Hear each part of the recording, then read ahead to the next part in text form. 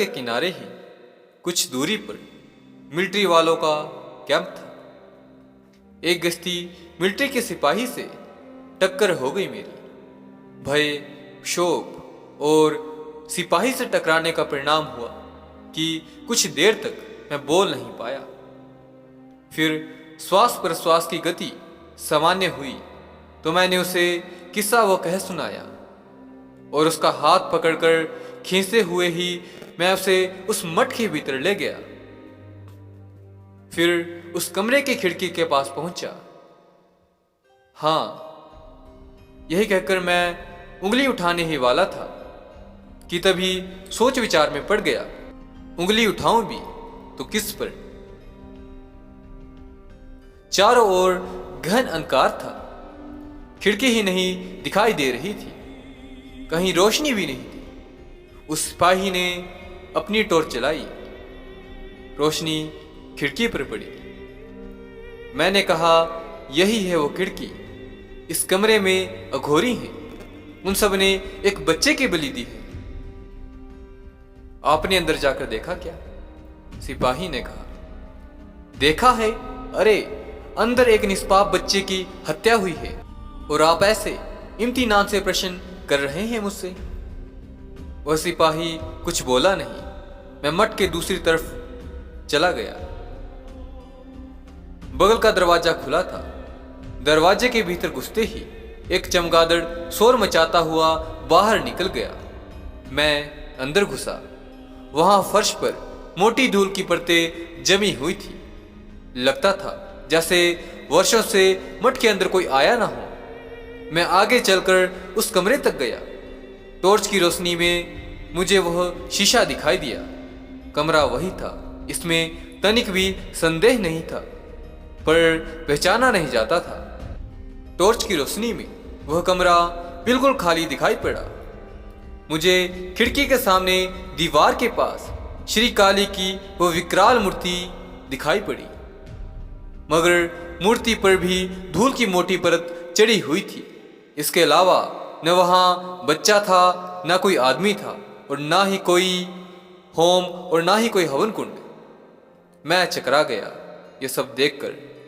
Military का वह सिपाही मुझे भौचक्का देखकर हंसकर बोला, आपने जो कुछ भी देखा है वह ठीक ही था। ठीक था? तो सब लोग आखिर गए कहां? भूतकाल में 200 वर्ष पूर्व यह अघोरी एवं कपालिकों का रहस्यमय मठ था। अघोरी कपालिक साधु सन्यासी यहां पर इस मठ में गुप्त रूप से तंत्र मंत्र की साधना किया करते थे।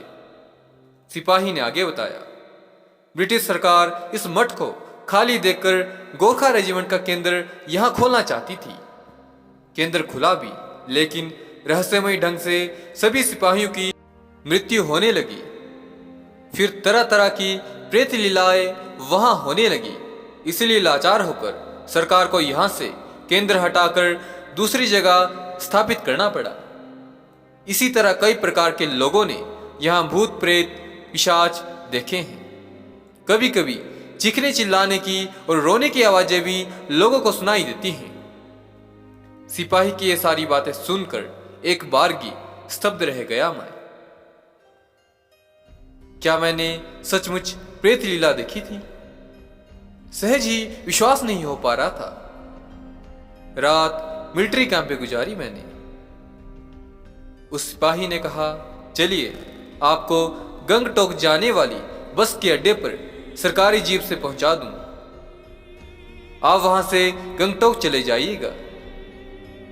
काश मैं उस सिपाही की बात को मान लेता और उस क्षेत्र से बाहर चले जाता, तब आज जो विलक्षण, भयप्रद और दारुण मुझे जो सहना पड़ा है उससे बचा रहता मैं। पर ऐसा होता कैसे?